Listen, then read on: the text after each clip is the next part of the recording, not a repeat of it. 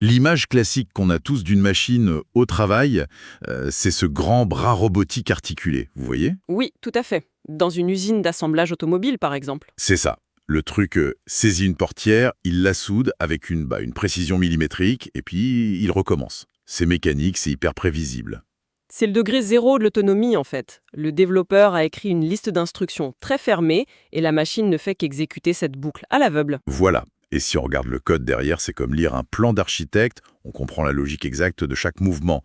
Mais cette usine bien ordonnée, c'est vraiment de l'histoire ancienne face à ce qu'on va aborder aujourd'hui. Oh que oui, le changement de paradigme est total. Pour ceux qui nous écoutent, dans cette exploration en profondeur, on plonge dans les archives du documentaire The Thinking Game, produit par Google DeepMind. Et là, on fait face à des lignes de code qui échappent même à la compréhension totale de leur propre créateur. C'est ça qui est vertigineux. On parle ici de la quête de l'intelligence artificielle générale, ce qu'on appelle l'AGI. L'AGI, ouais, une machine qui serait capable de généraliser son savoir pour résoudre n'importe quel problème, en fait. Exactement. Et c'est un seuil critique pour l'humanité. Une véritable AGI, si elle voit le jour, ça va littéralement scinder l'histoire de la civilisation en deux. Rien que ça. Ah mais vraiment. Il y aura l'ère pré-AGI et l'ère post-AGI. L'impact serait comparable à, je sais pas, la domestication du feu, mais appliquée à la cognition elle-même. C'est fascinant. Et pour comprendre comment on en est arrivé là, il ne faut pas regarder des gros serveurs clignotants. Il faut regarder un adolescent des années 90, Demi Sabis. Un profil très atypique, oui. Ok, décortiquons tout ça. À 17 ans, le gars est déjà un prodige des échecs. Mais surtout, il travaille chez Bullfrog, un studio de jeux vidéo mythique, sur le jeu Theme Park. Oui, et l'anecdote amusante, c'est que comme il était mineur, il était payé de la main à la main dans des enveloppes en papier craft. C'est dingue. Mais bon, au-delà de l'enveloppe, ce qui compte, c'est ce qu'il codait. Dans Theme Park, on gère un parc d'attractions. Et à Sabis, il ne se contentait pas de faire bouger des petits bonhommes au hasard. Non, il créait des systèmes hyper réactifs. Par exemple, si un visiteur virtuel mangeait des frites avant de monter dans un manège intense, la simulation calculait un vrai risque de nausée. La fameuse cascade du vomi. C'est exactement ça. Et si ce visiteur vomissait et que les balayeurs n'intervenaient pas assez vite, l'algorithme déclenchait une réaction de dégoût chez les autres qui se mettaient à vomir à leur tour. C'est l'effet domino en pixels. Mais ça prouve qu'à 17 ans, il modélisait déjà des environnements super complexes, où chaque action a les conséquences. Et c'est ça qui attire l'attention de Peter Thiel, le célèbre investisseur de la Silicon Valley. Qui lui fait une offre hallucinante. 1 million de livres sterling, juste pour qu'il lance sa start-up au lieu d'aller à la fac. Et le plus fou, c'est qu'Assabis refuse. Oui, il choisit d'aller étudier les neurosciences et l'informatique à Cambridge. Il avait déjà une vision très précise de ce qu'il voulait comprendre. Et justement, à cette époque, en 97, il y a un événement marquant. Deep Blue, le super ordinateur d'IBM, qui écrase Garry Kasparov aux échecs. À l'époque, on criait au génie artificiel. Sauf qu'avec le recul, Deep Blue, c'était surtout une énorme calculatrice en fait. Ouais, c'est ça. Le truc testait 200 millions de positions par seconde par la force brute. Mais il aurait été incapable de jouer au morpion ou de faire cuire un œuf. Deep Blue incarnait vraiment l'impasse de l'intelligence artificielle symbolique. On codait des règles spécifiques pour un problème très spécifique. Hassabis, lui, a compris que pour atteindre cette fameuse généralité, il ne fallait pas coder la solution. Mais plutôt coder la capacité à apprendre la solution. Exactement. Et c'est ça qui va le pousser à fonder DeepMind, bien des années plus tard. Et ce qui est intéressant, c'est qu'il installe l'entreprise à Londres de manière très délibérée, très loin de la Californie. Et attendez, pourquoi ce choix de tourner le dos à la Silicon Valley? Est-ce que c'est parce que le modèle californien du genre on lance une appli, on voit si ça marche en 6 mois, sinon on passe à autre chose, ça ne collait pas avec l'invention d'un cerveau universel? Mais pas du tout. L'AGI, c'est de la recherche fondamentale à très très long terme.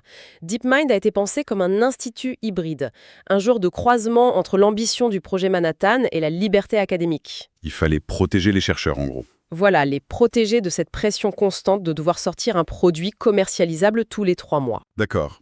Donc ce laboratoire super discret devient le point de départ d'une idée radicale. Puisqu'on ne peut pas programmer toutes les règles du monde réel dans une machine, ils vont lui apprendre à apprendre. Et pour ça, il leur fallait un bac à sable. Un environnement simulé parfait. Et ce bac à sable, étonnamment, ce sont les vieux jeux de la console Atari 2600. Ils combinent l'apprentissage par renforcement et l'apprentissage profond, le deep learning. On entend ce mot partout, mais concrètement, comment ça marchait sur ces vieux jeux? Ce qui est fascinant ici, c'est que l'IA n'avait accès à aucune règle. Dans l'apprentissage profond, on utilise des réseaux de neurones en couches. La première couche ne voit que les pixels bruts de l'écran, des valeurs de couleur, c'est tout. Donc elle ne sait pas ce qu'est une balle ou un vaisseau spatial. Absolument pas. Mais la couche suivante assemble ces pixels pour détecter des bords. Puis les couches plus profondes finissent par identifier des concepts mouvants. Et c'est là qu'on connecte ça à un mécanisme de récompense très basique. Le score du jeu. Exactement. L'algorithme a un seul but mathématique, faire monter ce score. Au début, il bouge la manette complètement au hasard. Ça me fait tellement penser à un bébé d'1 an dans sa chaise haute, vous savez, qui jette sa purée par terre. L'enfant ne calcule pas la gravité, il explore juste par essai et erreur. Il regarde si ça fait un bruit marrant ou si les parents crient, et il ajuste. C'est la meilleure analogie possible, oui. Et dans les sources du documentaire, on voit qu'ils ont d'abord testé ça sur Pong. Et au début, c'était la catastrophe. L'agent bougeait la raquette n'importe comment pendant des heures. L'équipe a vraiment cru que ça ne marcherait jamais. Monte d'un point, et là, le signal de renforcement s'active. Le réseau ajuste ses connexions pour refaire cette action. Et 3 mois plus tard, le truc surpasse n'importe quel humain. Mais la vraie claque, c'est sur le jeu Breakout, le fameux casse-briques. Après quelques centaines de parties, l'IA devient très douée. Mais il la laisse tourner encore un peu, non? Oui, et c'est là que la magie opère. L'IA découvre une faille stratégique toute seule. Elle se met à concentrer tous ses tirs sur un seul point du mur pour y creuser un tunnel. Ah ouais, pour faire passer la balle de l'autre côté. C'est ça. La balle se retrouve piégée en haut, elle rebondit toute seule et le score explose. L'algorithme a sacrifié des points faciles en bas pour maximiser un gain futur. C'est une planification spatiale émergente. Bon, je me fais un peu l'avocat du diable. Résoudre un casse-brique en 2D, c'est sympa, mais ça reste un petit environnement fermé. En quoi maîtriser ça prouve qu'on s'approche d'une intelligence universelle? Parce que l'exploit, ce n'est pas Breakout. C'est qu'ils ont pris exactement le même code, le même réseau de neurones, sans rien changer, et ils l'ont branché sur 50 autres jeux Atari. 50 jeux totalement différents. Des jeux de course, de tir, des labyrinthes. La machine ne savait pas à quoi elle jouait. Elle a juste analysé les pixels, cherché la récompense, et elle a atteint un niveau surhumain sur presque tous les jeux. Donc, un seul cerveau artificiel pour 50 environnements? C'est fou. Et une fois qu'ils ont prouvé ça, ils se sont dit qu'il fallait frapper un grand coup pour convaincre le monde. Et ils s'attaquent au saint graal de l'IA, le jeu de Go. Un défi qui paraissait impossible à l'époque. C'est clair, contrairement aux échecs, la force de calcul pure ne sert à rien au Go. Il y a plus de configurations possibles sur un plateau qu'il y a d'atomes dans l'univers observable. Il fallait que la machine développe une forme d'intuition. Et c'est ce qui rend le match de 2016 contre Lee Sedol, le champion du monde sud-coréen, complètement historique. AlphaGo n'a pas juste bien joué, il a innové. Le fameux coup 37. Oui, lors de la deuxième partie, AlphaGo place une pierre au milieu de nulle part. Selon des milliers d'années de théorie humaine du Go, c'était une erreur de débutant. Les commentateurs ont même cru à un bug. C'est là que ça devient vraiment intéressant. L'algorithme avait évalué qu'il y avait genre une chance sur 10 000 qu'un humain joue ce coup. Et pourtant, cette pierre isolée est devenue la clé d'une victoire écrasante des dizaines de tours plus tard. Ça a complètement brisé Lee Sedol sur le moment. Et l'impact géopolitique a été immédiat. Le gouvernement chinois a carrément fait couper la diffusion du match en voyant la défaite de l'humain. C'est ce qu'on a appelé le moment Spoutnik de la Chine, non? Absolument. Voir une IA occidentale terrasser l'esprit humain dans un jeu asiatique si fondamental, ça a déclenché une course aux armements technologiques sans précédent en Asie. Mais le vertige ne s'arrête pas là. Il y a eu AlphaZero ensuite. AlphaGo s'était entraîné en analysant des millions de parties humaines. AlphaZero, lui, on lui a donné aucune donnée humaine, zéro. Si l'on relie cela à la situation dans son ensemble, c'est une révélation brutale. Les données humaines étaient en fait un plafond de verre. Elles contenaient nos biais, nos peurs. Ouais, en gros, on ralentissait la machine avec notre propre savoir. C'est ça. On a juste donné à AlphaZero les règles de base et il a joué contre lui-même. En une journée, avant même l'heure du thé, comme ils disent, il est devenu surhumain aux échecs. Il a découvert des stratégies que les grands maîtres n'avaient jamais imaginées. Comme un génie sur une île déserte qui réinventerait les mathématiques sans aucun préjugé. Mais bon, les jeux de plateau, ça reste des mondes parfaits. On voit tout. Le monde réel, lui, il est chaotique. Et pour prouver que l'AGI pouvait gérer le chaos, l'équipe est passée par le jeu vidéo StarCraft 2. Une étape cruciale. Dans StarCraft, vous avez le brouillard de guerre. Vous ne voyez pas ce que fait l'adversaire. L'information est incomplète. Et on joue en temps réel, pas au tour par tour. Oui, Et face à des professionnels qui cliquent 800 fois par minute, AlphaStar, leur nouvelle IA, a dû apprendre à bluffer, à harceler psychologiquement, à gérer l'incertitude. C'est hyper impressionnant. Et cette capacité d'adaptation, c'est ce qui leur a permis de s'attaquer enfin au vrai monde, au mystère de la biologie, et plus particulièrement au cauchemar des scientifiques depuis un demi-siècle, le repliement des protéines. C'est le cœur du vivant. Les protéines sont des nanomachines. Elles commencent comme un long fil d'acides aminés qui se replie en 3D, comme un origami très complexe. Et cette forme exacte dicte leur fonction. Que ce soit pour attaquer un virus ou dégrader du plastique, tout dépend de la forme.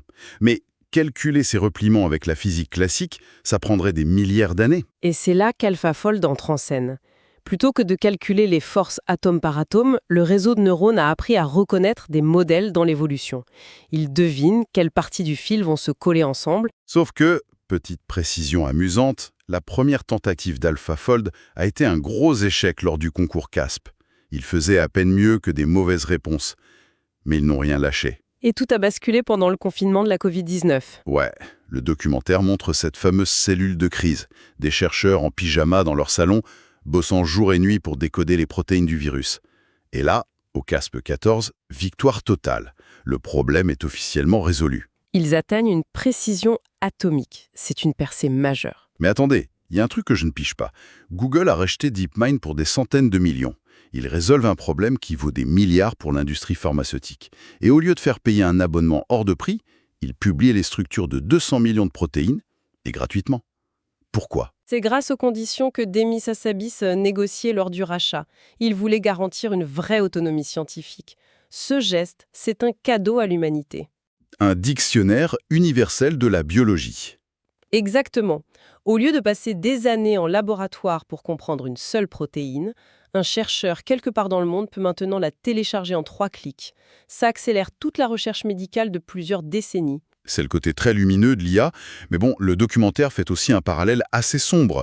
Les mêmes algorithmes qui bluffent dans StarCraft, avec un potentiel d'application militaire évident, sont de la même famille que ceux qui décodent la vie. On parle même de Robert Oppenheimer. Le parallèle est très juste. C'est l'excitation scientifique de résoudre un puzzle mathématique qui finit par occulter la réflexion éthique. Surtout que l'AGI, ça ne pardonne pas. La devise de la Silicon Valley, « Move fast and break things », ça ne marche plus là. Ah non, on ne peut pas se permettre de casser l'économie mondiale ou les réseaux électriques juste pour voir ce que ça fait et lancer un patch correctif après. Alors qu'est-ce que tout cela signifie ? On a cette allégorie frappante dans les sources. Si on recevait un email demain nous avertissant qu'une civilisation extraterrestre largement supérieure allait débarquer sur Terre dans 10 ans, ce serait l'union sacrée des gouvernements, non ? Immédiatement, le monde entier se réunirait pour préparer leur arrivée. Eh bien, l'arrivée de l'AGI, c'est exactement ça. C'est le vaisseau extraterrestre qui approche. Et pourtant, on n'a presque aucune coordination mondiale. Cela soulève une question importante, oui. Comment inculquer des valeurs humaines à cette machine hyper puissante alors que l'humanité elle-même passe son temps à se déchirer sur ce qui est moral ou juste ? C'est le grand défi de l'alignement. On a un besoin absolu d'institutions mondiales pour gouverner ça. Et c'est là-dessus qu'on va devoir atterrir pour aujourd'hui. Quand on regarde tout le chemin qu'on a parcouru dans cette analyse, un gamin de 8 ans, prodige des échecs, terrifié à l'idée de gâcher l'intellect humain sur des petits bouts de bois, qui décide de créer une machine universelle. Et qui finit par cartographier les éléments de base de la vie elle-même. C'est vertigineux. Ouais. Et je voudrais laisser ceux qui nous écoutent sur cette pensée. On a vu qu'AlphaZero a trouvé des stratégies brillantes, précisément parce qu'on l'a empêché de consulter nos propres données humaines. Il s'est émancipé de nous, oui. Alors, à quoi ressembleront la société, la physique ou les remèdes de demain quand la future AGI décidera d'arrêter d'apprendre sur notre Internet humain complètement biaisé et imparfait pour commencer à penser l'univers entièrement par elle-même ? C'est la grande inconnue et ça arrivera plus vite qu'on ne le pense. Merci beaucoup pour ces éclairages. Et pour tous ceux qui nous écoutent, gardez l'esprit critique et éveillé, car cette histoire s'écrit en ce moment même. À très vite.